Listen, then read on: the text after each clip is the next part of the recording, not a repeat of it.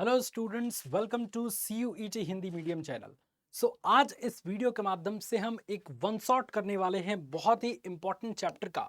और इस चैप्टर का नाम बच्चों आप अपने स्क्रीन पे देख पा रहे होंगे, पृथ्वी का चुंबकीय क्षेत्र। इस चैप्टर को हम जल्दी से जल्दी जितने भी टॉपिक्स हैं उन टॉपिक्स को समझने की कोशिश करेंगे, और साथ ही साथ इस चैप्टर से जितने भी आपके क्लास 12th और CUET एग्जाम में क्वेश्चंस बन सकते हैं उन सभी क्वेश्चंस को डिस्कस करने की कोशिश करेंगे। आइए फटाफट से इस चैप्टर को स्टार्ट करते हैं और इस चैप्टर के बारे में क्या क्या खास चीजें हैं उनको समझते हैं। सबसे पहले बच्चों समझिए चुंबक और चुंबकत्व क्या होता है। देखिए, जैसा कि मैंने इसके पहले वाले चैप्टर में बताया था कि कुछ ऐसे काले पत्थर पाए गए जिनको मैग्नेटाइट कहते हैं, वो अपने जैसे पत्थरों को या कुछ वस्तुओं को अपनी ओर आकर्षित करते हैं और इन्हीं गुण के कारण उनको चुंबक नाम दिया गया। तो इसी तरीके से वे पदार्थ जो अपने चारों ओर चुंबकीय क्षेत्र उत्पन्न करते हैं या उसका अनुभव करते हैं, चुंबकीय पदार्थ कहलाते हैं या चुंबक कहलाते हैं। चुंबक के इस गुण को हम क्या कहते हैं? चुंबक के इस गुण को हम चुंबकत्व कहते हैं। ठीक है, जैसे आपके अंदर बहुत सारी क्वालिटीज होती हैं जिनके लिए आप विख्यात हैं कि भाई महेश तो बहुत अच्छा जो है वो चाय बनाता है कि नहीं? इस तरीके से अगर आप पकड़े गए तो महेश अब रोज चाय बनाएगा, यही होता है घर में। ठीक है, तो ऐसे ही कुछ ऐसे पदार्थ होते हैं जो कुछ विशेष प्रकार की वस्तुओं को अपनी ओर आकर्षित करते हैं और इसी आकर्षण या प्रतिकर्षण के गुण के कारण इनको नाम दिया गया चुंबक। चुंबक अपने चारों ओर चुंबकीय क्षेत्र उत्पन्न करते हैं और चुंबक के इस गुण के कारण इसको हम चुंबकत्व कहते हैं। अच्छा जी, चुंबक के बहुत सारे गुण होते हैं, आइए दो चार गुण डिस्कस कर लेते हैं। सबसे पहला गुण जो होता है बच्चों, वो आपके स्क्रीन पे देखिए। आपके एग्जाम में क्वेश्चन ऐसे भी आ सकते हैं कि चुंबक की कोई दो गुण का वर्णन करिए। ठीक है, या फिर पूछ देगा कि चुंबक में अगर दो ध्रुव समान हैं, जैसे नॉर्थ पोल, तो उनके बीच आकर्षण होगा या प्रतिकर्षण। तो जब ये लाइन बचवा पढ़ेंगे तभी तो समझ आएगा कि चुंबक के समान ध्रुवों में प्रतिकर्षण होता है। क्या होता है? प्रतिकर्षण। और असमान ध्रुवों में क्या होता है? आकर्षण। इसको आइए एक बार डिटेल से समझ लेते हैं। जैसे आप सभी बच्चे जानते हैं कि किसी भी चुंबक में दो पोल होता है, एक नॉर्थ पोल और एक साउथ पोल। तो इसी के जैसे एक और अगर चुंबक ला दिया जाए जिसमें साउथ पोल इधर हो और नॉर्थ पोल इधर हो, ठीक है, तो होगा क्या? ये दोनों ध्रुव एक जैसे हैं, साउथ पोल यानी कि दक्षिणी ध्रुव। तो दोनों अगर पास पास हैं तो इनके बीच क्या लगेगा? प्रतिकर्षण बल लगेगा। कौन सा बल लगेगा बच्चों? तो ये प्रतिकर्षण बल लगेगा। ये दोनों चुंबक एक दूसरे को धक्का देंगे। क्या करेंगे? धक्का देंगे। ठीक है, प्रतिकर्षण लगेगा। लेकिन अगर इसी तरीके का एक सिनेरियो यहां पे बन जाए कि एक चुंबक का नॉर्थ पोल इधर है, साउथ पोल इधर है, ठीक है, और यहां पे इस चुंबक का ये वाला हिस्सा नॉर्थ है और ये वाला हिस्सा साउथ है, तब क्या होगा बचवा? तब ये होगा कि इनके बीच आकर्षण होगा। ये इसको इधर की तरफ खींचेगा और ये इसको इधर की तरफ खींचेगा। तो इनके बीच क्या होगा? आकर्षण बल लगेगा। आकर्षण। तो इससे आपको ये देखने को मिल रहा है कि जब समान ध्रुव होते हैं चुंबक में तो इनके बीच प्रतिकर्षण बल लगता है, और जब असमान ध्रुव होते हैं तो इनके बीच आकर्षण बल लगता है। तो एक कॉन्सेप्ट तो यहां से आपको समझ आया, 2 नंबर का क्वेश्चन यहां से आपको मिल गया। इसके अलावा किसी चुंबक के समीप उसके चुंबकीय प्रभाव को हम चुंबकीय बल रेखाओं द्वारा प्रदर्शित करते हैं। जैसे कि मैंने बच्चों आवेश वाले चैप्टर में पढ़ाया था कि अगर कोई आवेश है तो उसके चारों ओर एक विद्युत क्षेत्र होता है। इसी तरीके से चुंबक में अगर एक चुंबक है तो इस चुंबक के चारों ओर एक चुंबकीय क्षेत्र भी होता है, और इस चुंबकीय क्षेत्र को हम चुंबकीय बल रेखाओं द्वारा प्रदर्शित करते हैं। किसके द्वारा? चुंबकीय बल रेखाओं के द्वारा। चुंबकीय बल रेखाओं के द्वारा प्रदर्शित करते हैं। ठीक है, ये पॉइंट आपको याद रखना है कि किसी चुंबक के समीप उसके प्रभाव को हम चुंबकीय बल रेखाओं के द्वारा प्रदर्शित करते हैं। और चुंबकीय बल रेखाएं बच्चों बंद वक्र के रूप में चलती हैं। याद है ना? याद है ना, बताया था मैंने। तो ये चीज आपको याद रखना है। ठीक है, इतनी बात पहले चैप्टर से, पहले स्लाइड से आपको पता लगी तो बहुत अच्छी बात है। आगे तो और बहुत सारी चीजें आपको सीखने को मिलेंगी। अब चलते हैं दूसरे टॉपिक की तरफ, और दूसरा टॉपिक है बच्चों चुंबकीय द्विध्रुव आघूर्ण। बच्चों सच बताऊं ना तो इस चैप्टर से परिभाषाएं बहुत ज्यादा आती हैं। कुछ बहुत टर्म्स हैं, जैसे चुंबकन तीव्रता क्या है, चुंबकीय क्षेत्र की तीव्रता क्या है, द्विपात कोण क्या है, भौगोलिक यामी उत्तर क्या है, चुंबकीय यामी उत्तर क्या है, नमन कोण क्या है, इसके अलावा चुंबकीय प्रवृत्ति क्या है, ये चुंबकीय द्विध्रुव आघूर्ण क्या है। तो इससे परिभाषाएं काफी बनती हैं, इसलिए मैंने लगभग सभी टॉपिक्स की परिभाषा पहले से लिख के लाया है, ताकि आपको एक नोट्स के फॉर्मेट में चीजें मिल जाए। क्योंकि मैं समझा तो दूंगा और आप समझ भी जाएंगे, लेकिन अगर परिभाषा याद नहीं रहा तो, समझाया हुआ उतर गया तो दिमाग से, इसलिए रिटन फॉर्मेट में आपको सारी चीजें मिलेंगी। सो चुंबकीय द्विध्रुव आघूर्ण को समझने के लिए हम एक यहाँ पे लेते हैं एक इस तरीके का एक चुंबकीय प्रवृत्ति, ये m है प्लस m और ये स्मॉल m है, इसको आप चुंबकीय आवेश भी कह सकते हैं, और इनके बीच की दूरी 2l है। तो चुंबकीय द्विध्रुव आघूर्ण को हम कैपिटल M से प्रदर्शित करते हैं, और ये जो कैपिटल M है, इन दोनों चुंबकीय आवेशों में से किसी एक आवेश का परिमाण और इनके बीच की लंबवत दूरी के गुणनफल के बराबर होता है। जैसे आपने वैद्युत द्विध्रुव आघूर्ण पढ़ा है ना, वैसे ही चुंबकीय द्विध्रुव आघूर्ण का केस है। और यदि द्विध्रुव को अगर आप एक धारा लूप के रूप में कंसिडर करें, तो आपको पिछले चैप्टर में बच्चों मैंने पढ़ा रखा है कि धारा लूप के लिए जो चुंबकीय आघूर्ण होता है वो m बराबर I इंटू ए होता है। और अगर दोनों को अगर आप कंबाइन करेंगे, इसको मान लीजिए समीकरण नंबर 1 और इसको मान लीजिए समीकरण नंबर 2, तो यहाँ पे लिखेंगे उपरोक्त दोनों समीकरण से, उपरोक्त दोनों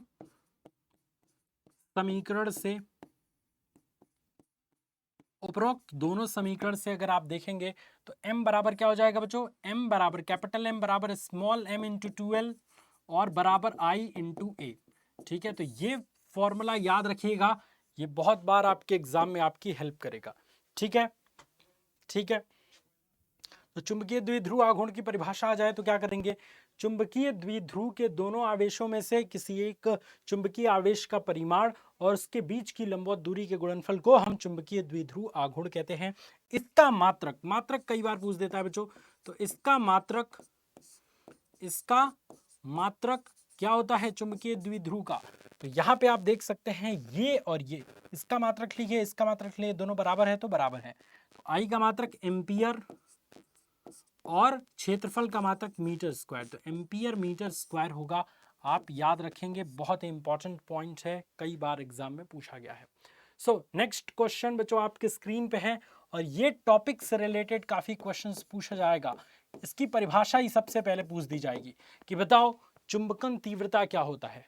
अगर आपका तैयार रहेगा बच्चे तभी तो बताएंगे, आप तैयार नहीं रहेगा तो कैसे बताएंगे। सो चुंबकन तीव्रता क्या है, देखिए सिंपल है बच्चों, चुंबकीय पदार्थ के एकांक आयतन में उत्पन्न चुंबकीय आघूर्ण के मान को चुंबकन तीव्रता कहते हैं। एक लाइन में परिभाषा खत्म। और अगर इसको हम फॉर्मूला के रूप में लिख देंगे तो और आपके लिए आसान हो जाएगा। जो चुंबकन तीव्रता होती है बच्चों, उसको हम आई से प्रदर्शित करते हैं, और आई बराबर होता है कैपिटल M और बटे में V। और इसमें अगर आप V बराबर 1 मीटर क्यूब रख दें, यानी एकांक आयतन ले लें, तो इसी एकांक आयतन में उत्पन्न चुंबकीय आघूर्ण क्या कहलाता है, चुंबकन तीव्रता I कहलाता है। समझ आया क्या, समझ आया क्या, बहुत बढ़िया। और इसका मात्रक याद रखेंगे, इसका मतलब किसका मात्रक, चुंबकन तीव्रता का मात्रक, इसका मात्रक एम्पियर प्रति मीटर होता है। क्या होता है, एम्पियर प्रति मीटर होता है। तो ये बच्चों आप याद रखेंगे, प्रत्येक टॉपिक की परिभाषा, प्रत्येक टॉपिक का फॉर्मूला और प्रत्येक टॉपिक का मात्रक, ये अगर आपका तैयार है तो फिर कोई दिक्कत ही नहीं है, किसी भी प्रकार की कोई समस्या ही नहीं है। ठीक है, आगे चले बच्चों, अरे आगे चलें, चलिए आगे चलते हैं और नेक्स्ट की तरफ आगे बढ़ जाते हैं। ठीक है, अब अगर आप देखेंगे कि आप कहेंगे कि सर ये एम्पियर मीटर कैसे आया, तो सिंपल है ना बच्चों, आपको M चुंबकीय आघूर्ण बराबर मैंने बताया था I इंटू ए होता है, और बटे में V आप देख सकते हैं कि I इंटू ए और बटे में V, आयतन को हम क्या लिख सकते हैं, क्षेत्रफल और गुणे लंबाई, या क्षेत्रफल गुणे ऊंचाई, क्षेत्रफल से क्षेत्रफल कट गया तो I बाई एल, और I का मात्रक क्या होता है एम्पियर, क्योंकि वो धारा है, और बटे में L का मात्रक क्या होता है, तो मीटर, क्योंकि वो लंबाई है। तो एम्पियर प्रति मीटर आ नहीं गया, तो इसमें कंफ्यूज होने की क्या बात है। अब चलते हैं हम अपने नेक्स्ट टॉपिक की तरफ। सो नेक्स्ट टॉपिक का भी परिभाषा और इसका मात्रक और इसका फॉर्मूला पूछ देगा कि बताइए इसका। और ये टॉपिक क्या है, चुंबकीय क्षेत्र की तीव्रता या चुंबकन तीव्रता H। इसको हम H से प्रदर्शित करते हैं बच्चों, ये भी बात आप याद रख लीजिएगा। अब बताइए, इसका परिभाषा मैंने तो पहले से लिख के लाया है, और क्योंकि आपके लिए आसानी हो, और इसका फॉर्मूला और इसका मात्रक कौन बताएगा? इसका फॉर्मूला और इसका मात्रक देखिए, परिभाषा क्या है आप एक बार इसको ध्यान से पढ़ सकते हैं कि जब कोई पदार्थ किसी बाह्य चुंबकीय क्षेत्र में रखा जाता है तो वह चुंबकित हो जाता है। कुछ विशेष पदार्थ की बात हो रही है। चुंबकित पदार्थ के अंदर जो वास्तविक चुंबकीय क्षेत्र होता है वो बाह्य चुंबकीय क्षेत्र और पदार्थ के चुंबकन के कारण उत्पन्न चुंबकीय क्षेत्र के योग के बराबर होता है। अच्छा, मेन परिभाषा आपका यहां से शुरू हो रहा है कि चुंबकन क्षेत्र के पदार्थ को चुंबकित करने की क्षमता, चुंबकन क्षेत्र में स्थित पदार्थ को चुंबकित करने की क्षमता को हम चुंबकीय तीव्रता H कहते हैं, और इसे निम्न वेक्टर संबंध से प्रदर्शित करते हैं। इसका जो फॉर्मूला होता है इसको हम H से प्रदर्शित करते हैं बच्चों, और H बराबर होता है B और बटे में म्यू 0 और माइनस I। I क्या है? चुंबकन तीव्रता, जो अभी हमने डिस्कस किया। किसी को कोई दिक्कत तो मुझे बताइए। अब इसका मात्रक इस फॉर्मूले के अकॉर्डिंग कौन बता देगा? इसका मात्रक इस फॉर्मूले के अकॉर्डिंग कौन बताएगा भाई? बताइए जल्दी से। बहुत बढ़िया। देखिए, इसका मात्रक अगर आप देखेंगे, ये बी क्या है बच्चों? चुंबकीय क्षेत्र की तीव्रता, जो आप शुरू से पढ़ते आ रहे हैं। और आई क्या है? चुंबकन तीव्रता। और म्यू 0 क्या है? वायु में चुंबकशीलता। ठीक है, तो इसका मात्रक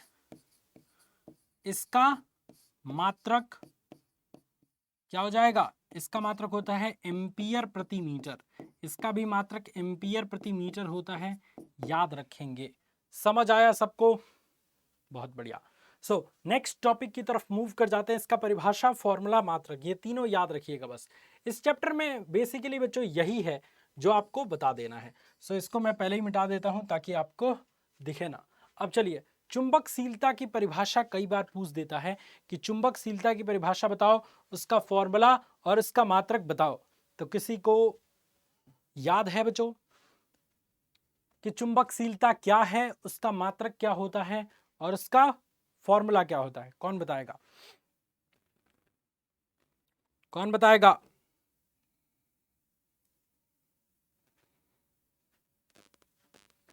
देखिए, इसको आप याद रखिए। चुंबकीय पदार्थ के अंदर उत्पन्न चुंबकीय प्रेरण B और चुंबकीय क्षेत्र की चुंबकीय तीव्रता के अनुपात को उस पदार्थ की चुंबकशीलता कहते हैं। और चुंबकशीलता को आप सभी जानते हैं बच्चों की म्यू से प्रदर्शित करते हैं। भाई जानते हैं कि नहीं? ये बात बिल्कुल जानते हैं। और ये म्यू बराबर होता है B और बटे में H। ये H वही है जो अभी आपने पढ़ा, चुंबकीय क्षेत्र की। यहाँ पे आप देख सकते हैं चुंबकन क्षेत्र। ठीक है, तो म्यू बराबर B बटा H हो जाएगा। इसका मात्रक बहुत इंपॉर्टेंट है, सभी बच्चों को याद रखना है। इसका मात्रक न्यूटन प्रति एम्पियर स्क्वायर होता है। क्या होता है बच्चों? न्यूटन प्रति एम्पियर, न्यूटन प्रति एम्पियर स्क्वायर होता है। ये पॉइंट आपको याद रखना है, बहुत ही छोटी चीज है जिसको मैंने आपको बता दिया। समझ आया? चुंबकीय फ्लक्स के रूप में भी बता दूं क्या? चुंबकीय फ्लक्स के रूप में बता दूं, या फिर आप यहां पे लिख सकते हैं या वेबर, जो चुंबकीय फ्लक्स के रूप में है, प्रति एम्पियर मीटर। तो मेन चीज जो है बच्चों वही आपको देखनी है कि इसका फॉर्मूला, इसका मात्रक, इसकी परिभाषा आपको तैयार कर लेना है। नेक्स्ट है आपका क्या? नेक्स्ट है आपका चुंबकीय पारगम्यता। सो चुंबकीय पारगम्यता क्या है बच्चों? तो चुंबकीय पारगम्यता अगर आप देखेंगे तो चुंबकीय पदार्थ की चुंबकशीलता और वायु में उसकी चुंबकशीलता के अनुपात को हम चुंबकीय पारगम्यता कहते हैं। और इसको हम म्यू आर से प्रदर्शित करते हैं। और म्यू आर बराबर होता है बच्चों म्यू, जो कि होता है चुंबकशीलता, और वायु में चुंबकशीलता को हम म्यू जीरो से प्रदर्शित करते हैं। सो म्यू आर बराबर म्यू और बटे में म्यू जीरो। सबको समझ आ जाना चाहिए चुंबकीय पारगम्यता का फॉर्मूला, एकदम कॉन्सेप्चुअल है, कोई दिक्कत वाली बात ही नहीं है। ठीक है, नेक्स्ट पे चलें। ये एक अनुपातिक राशि है तो ये आप याद रखेंगे। नेक्स्ट, चुंबकीय प्रवृत्ति क्या होती है? चुंबकीय प्रवृत्ति को अगर आप ध्यान से देखेंगे, एक्चुअली बच्चों क्या हुआ ना कि एक बार रिकॉर्डिंग हो गई थी, और रिकॉर्डिंग हो गई थी, ये सारी चीज़ें मैंने पढ़ा दिया था और पता चला कि साउंड ही कैप्चर नहीं हुआ। तो अब इतना गुस्सा आ रहा है, दोबारा इस लेक्चर को रिकॉर्ड करना पड़ रहा है, तो आप समझ ही सकते हैं। बाकी चलिए, होता रहता है ज़िंदगी में, कभी अप कभी डाउन, इस तरीके से आदमी फेस करता रहता है, कभी कुछ कभी कुछ कभी कुछ। तो अब इसमें देखिए चुंबकीय प्रवृत्ति क्या होती है। देखिए चुंबकीय प्रवृत्ति जो होती है वो किसी चुंबकीय क्षेत्र में स्थित पदार्थ के चुंबकन तीव्रता आई, ये कैपिटल आई है बच्चों, आई, तथा उसमें उत्पन्न चुंबकन क्षेत्र की तीव्रता H के अनुपात के बराबर होता है। उस पदार्थ की हम चुंबकीय प्रवृत्ति कहते हैं। और चुंबकीय प्रवृत्ति को बच्चों हम xm से प्रदर्शित करते हैं, और xm बराबर होता है I बटा H, I बटा H। सो ये फॉर्मूला आप याद रखेंगे, ये चुंबकीय प्रवृत्ति का फॉर्मूला है। सबको समझ आया? हाँ जी, बिल्कुल आना चाहिए, बिल्कुल आना चाहिए। और ये जो होती है बच्चों, ये एक मात्रकहीन राशि होती है, इसका कोई मात्रक नहीं होता। यहां पे लिख देंगे चुंबकीय प्रवृत्ति एक मात्रकहीन राशि है। चुंबकीय प्रवृत्ति मात्रकहीन राशि है, राशि है। क्लियर है बात बच्चों? बहुत बढ़िया। नेक्स्ट टॉपिक की तरफ चले आते हैं, और वो है क्या, चलिए लिख दिया है तो लिखे रहने दीजिए, ये कोई इंपॉर्टेंट चीज है। वो ये है कि चुंबकीय पदार्थ क्या है। तो देखिए बच्चों, फैराडे ने अपने प्रयोगों में ये पाया कि सभी पदार्थों में कुछ न कुछ थोड़ा बहुत जरूर चुंबकीय गुण होता है। कोई भी पदार्थ हो, उन सभी में कुछ न कुछ चुंबकीय गुण जरूर होता है, और उन्हीं गुणों के आधार पर पदार्थों को 3 भागों में बांटा गया। जो सबसे पहले पदार्थ हुए वो है प्रतिचुंबकीय पदार्थ, दूसरे जो हुए वो अनुचुंबकीय पदार्थ, और तीसरे जो हुए वो लौह चुंबकीय पदार्थ। प्रतिचुंबकीय पदार्थ का एक एग्जाम्पल आप ले लीजिए तो सोना और चांदी या बिस्मथ आप ले सकते हैं, ठीक है।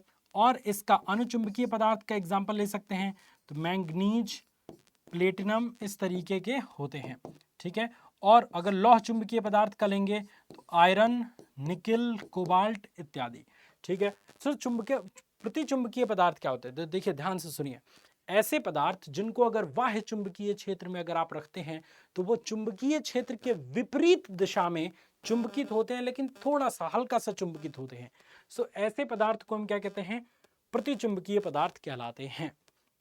और उन्हें अगर आप शक्तिशाली चुंबक के समीप रख दें तो वो सिरे की ओर थोड़े से प्रतिकर्षित होते हैं, ठीक है। और अनुचुंबकीय पदार्थ को देखें तो अनुचुंबकीय पदार्थ एक ऐसे पदार्थ होते हैं जिनको बाह्य चुंबकीय क्षेत्र में रखने पर ये क्या होते हैं? ये चुंबकीय क्षेत्र की दिशा में थोड़े से चुंबकित होते हैं, और इन्हें अगर शक्तिशाली चुंबक के साथ रख दिया जाए तो वो उनके सिरे की ओर थोड़े से आकर्षित होने लगते हैं। सो ये क्या है? ये अनुचुंबकीय पदार्थ है। और लौह चुंबकीय पदार्थ क्या है?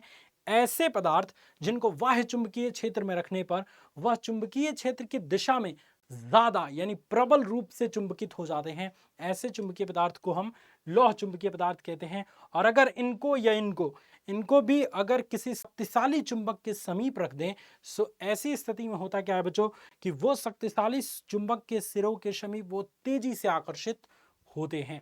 सो इनको हम कहते हैं बच्चों क्या? लौह चुंबकीय पदार्थ। समझ आया?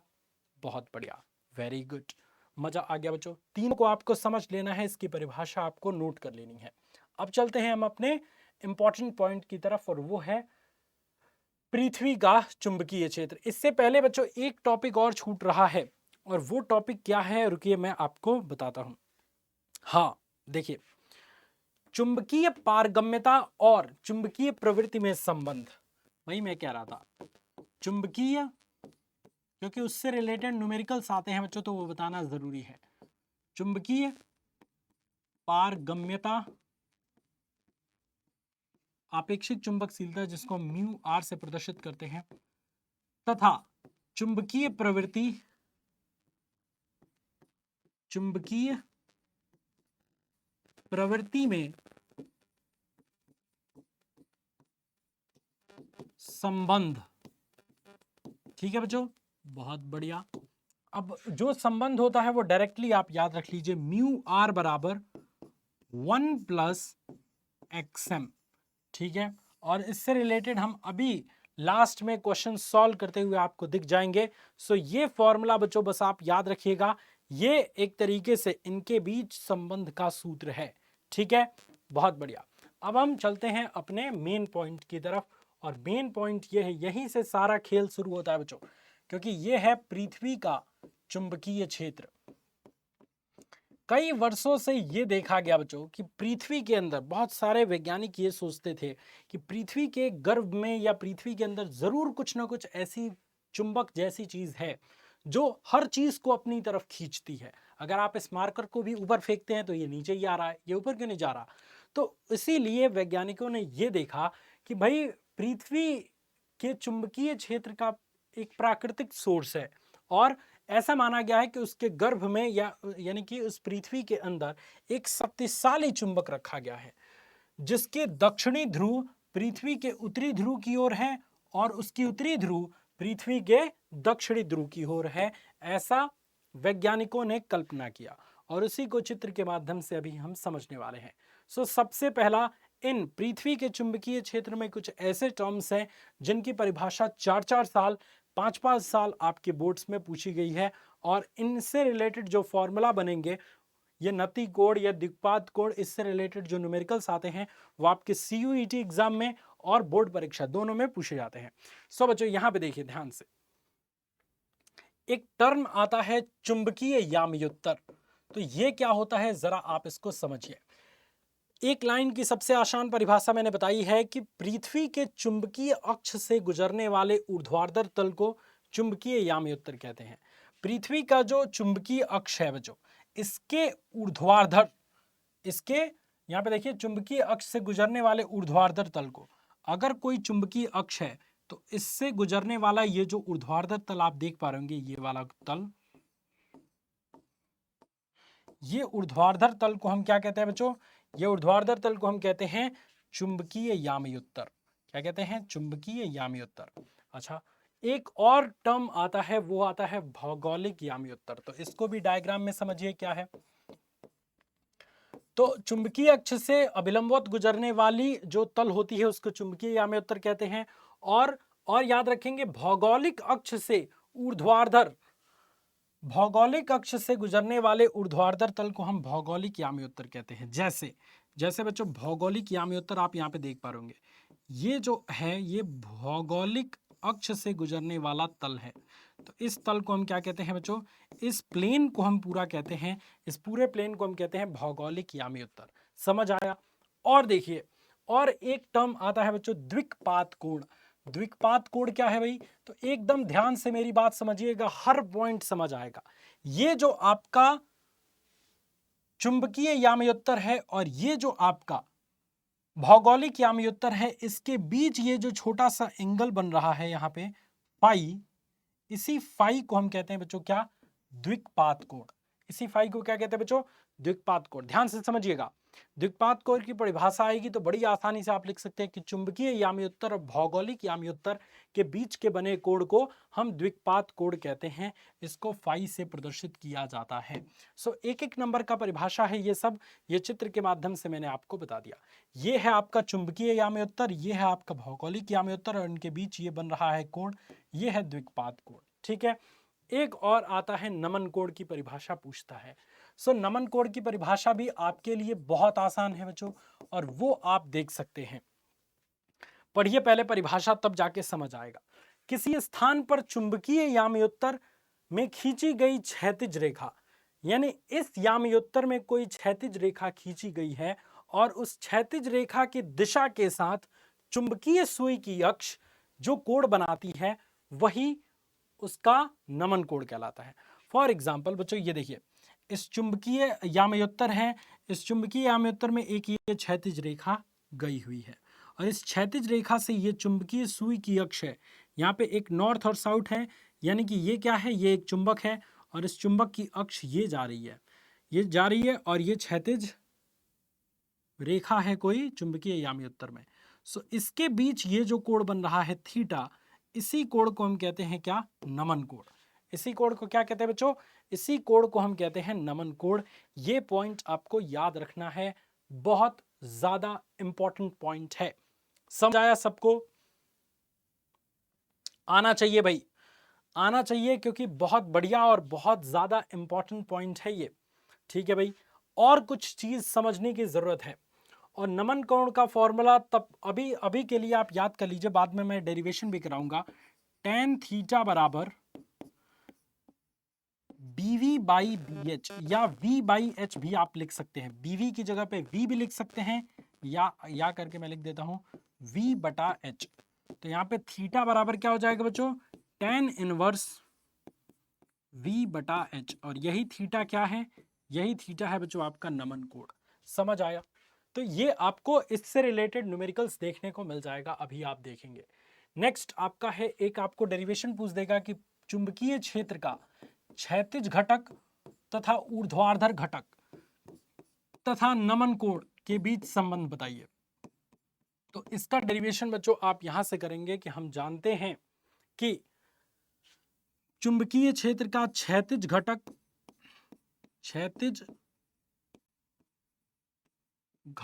इसको हम H से प्रदर्शित करते हैं और H बराबर होता है B cos थीटा। समीकरण नंबर 1 मान लीजिए बच्चों, इसको समीकरण नंबर 1 मान लीजिए। और एक होता है बच्चों आपका ऊर्ध्वाधर घटक, और इसको हम V से प्रदर्शित करते हैं वर्टिकल, और ये होता है B sin थीटा। समीकरण नंबर 2 इसको मान लीजिए बच्चों। और अब आप कहेंगे क्या, ध्यान से देखिएगा, अब आप ये कहेंगे कि समीकरण नंबर 1 का स्क्वायर और प्लस 2 का स्क्वायर करने पर और जोड़ने पर उनको, तो यहां पे लिखेंगे समीकरण नंबर 1 का स्क्वायर और प्लस समीकरण नंबर 2 के स्क्वायर से, क्योंकि रिलेशन तभी मिलेगा। 1 का स्क्वायर करिए तो ये हो जाएगा H स्क्वायर प्लस 2 का स्क्वायर करिए V स्क्वायर बराबर B square cos square theta और plus B square sine square theta. अब अगर ध्यान देंगे बच्चों तो यहां पे आपका हो सकता है H square plus B square बराबर B स्क्वायर कॉमन ले लेंगे तो cos square theta plus sign square theta, इसका मान 1 होता है, आप जानते हैं। सो यहाँ पे B बराबर एक सूत्र निकल के आया, अंडर रूट में H square plus V square, और ये जो है वो आपको याद रख लेना है। ये क्या कर लेना है बच्चों, याद रख लेना है कि चुंबकीय क्षेत्र की तीव्रता B और क्षैतिज घटक H और ऊर्ध्वाधर घटक V में संबंध का सूत्र है। ठीक है, ये तो आप यहां से निकाल सकते हैं, लेकिन एक चीज बच्चों और पूछा जा सकता है जिसको मैं आपको अभी समझा देता हूं। इसको बहरहाल हमको यहाँ पे थोड़ा सा किनारे ला देना है ताकि जगह मिल जाए। सो जगह के लिए हम सभी मारामारी कर रहे हैं। सो आइए जगह की तरफ चलते हैं। ओह माय गॉड, कहाँ आ गया भाई, चलो वहां पे चलो। सो यहाँ पे हम लोग बच्चों आ गए, ये रहा, यही था ना, नहीं, ये रहा, यहाँ पे आ गए। तो यहाँ पे हम लोग थे बच्चों। अब हम क्या कर लेते हैं, अब यहाँ पे नमन कोण का मान निकालने के लिए हम लिखेंगे समीकरण नंबर 2 और डिवाइडेड बाई समीकरण नंबर 1 से, समीकरण नंबर 2 भागे समीकरण नंबर 1 से, और जैसे ही 2 भागे 1 करेंगे, 2 भागे जैसे ही 1 करेंगे तो ये क्या हो जाएगा, V बटा H बराबर B साइन थीटा, समीकरण नंबर 2 से देखिए बच्चों, और बटे में B cos थीटा। अब अगर आप ध्यान देंगे B से B कट गया, साइन बाई कॉस tan होता है, तो V बाई H बराबर tan थीटा। तो यहां से थीटा बराबर यानी नमन कोण का मान कितना आ जाएगा, tan inverse V by H, और वही मैंने नमन कोण का परिभाषा बताते समय लिख दिया था, लेकिन डेरिवेशन ऐसे होगा। डेरिवेशन बच्चों आपको ऐसे करना है। सबको समझ आया?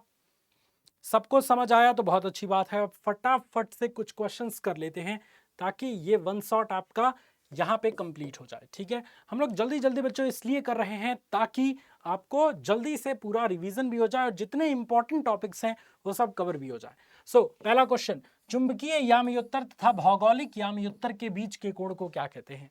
तो अभी मैंने आपको बताया था कि किसी भी चुंबकीय याम्योत्तर ये होता है और भौगोलिक याम्योत्तर कुछ ऐसा आपका था। ठीक है, कुछ ऐसा था। तो इसके बीच का ये जो कोण था बच्चों फाई से हमने डिनोट किया था और इसको हमने क्या नाम दिया था? द्विकपात कोण। द्विकपात कोण। ठीक है, तो द्विकपात कोण हम यहां पे लिख देंगे, द्विकपात कोण। तो ये पॉइंट आपको याद रखना है। सो द्विकपात कोण क्या हो जाएगा? Option number B is the right answer. Important question है। नेक्स्ट आपके स्क्रीन पे गया बच्चों, अब क्वेश्चन ये कह रहा है कि किसी स्थान पर नति कोण का मान 30 डिग्री है, पृथ्वी के चुंबकीय क्षेत्र का क्षैतिज घटक h है, संपूर्ण चुंबकीय क्षेत्र की तीव्रता क्या होगी? सो अभी बताया था कि B बराबर होता है h cos theta, sorry h बराबर B cos थीटा। देखिए उल्टा लिख रहा हूं, h बराबर B cos थीटा होता है। सो यहाँ पे संपूर्ण चुंबकीय क्षेत्र की तीव्रता B बराबर निकालेंगे तो h बटा cos थीटा की जगह पे 30 डिग्री पुट करिए। cos 30 का मान कितना हो जाए बच्चों? √3 बटा 2, तो यहाँ पे आ जाएगा √3 और बटे में 2 करेंगे तो 2 ऊपर आ जाएगा, तो 2h बटे में √3, 2h बटे में √3। Option number B is the right answer. देख सकते हैं बच्चों कि कितना मजेदार तरीके से हम लोग यहाँ पे सॉल्व करते हुए नजर आ रहे हैं। नेक्स्ट आपके स्क्रीन पे है कि हेनरी प्रति मीटर, हेनरी प्रति मीटर किसका मात्रक है? सो हेनरी प्रति मीटर सभी बच्चे याद रखेंगे चुंबकशीलता का मात्रक होता है। हेनरी प्रति मीटर क्या होता है? चुंबकशीलता का मात्रक होता है। ये पॉइंट आप याद रखेंगे। और नेक्स्ट एक और क्वेश्चन जो मैंने आपको फॉर्मूला लिखाया था बच्चों, चुंबकीय पारगम्यता और चुंबकीय प्रवृत्ति में संबंध का, इसमें चुंबकीय प्रवृत्ति का मान दिया गया है 0.9853 और आपेक्षिक चुंबकशीलता यानी म्यू आर का मान पूछ रहा है बच्चों। तो म्यू आर बराबर सिंपल बताया था 1 + XM, XM की वैल्यू रख दीजिए, म्यू आर की वैल्यू आपको निकल के आ जाएगी। तो 1 + 0.9853, तो इसमें अगर जोड़ेंगे तो म्यू आर की वैल्यू कितनी आ जाएगी? 1.9853 और ये आपका चुंबकीय पारगम्यता या फिर आप कह सकते हैं कि आपेक्षिक चुंबकशीलता का ये मान है। एक नंबर में ये क्वेश्चन पूछा गया है और ये बहुत इंपॉर्टेंट आपका चैप्टर है। ठीक है, और एक क्वेश्चन आपको मैं होमवर्क के तौर पे दे देता हूं, लाइव में मैंने कई बार ये क्वेश्चन कराया है। उम्मीद है कि आप इस क्वेश्चन को होमवर्क के तौर पे सॉल्व करेंगे। ठीक है बच्चों, तो कैसा लगा आज का ये वन शॉट आप हमें कमेंट में जरूर बताइए। इस वन शॉट के जरिए मैंने कोशिश किया कि जल्द से जल्द आपका ये चैप्टर हम तैयार करा दें, जल्द से जल्द इस चैप्टर के जितने पॉइंट्स हैं उन सबको डिस्कस कर लिया जाए। तो थैंक यू सो मच बच्चों for joining this amazing session. God bless you all, love you all students, take care, जय हिंद एंड मिलते हैं आपसे नेक्स्ट वीडियो में।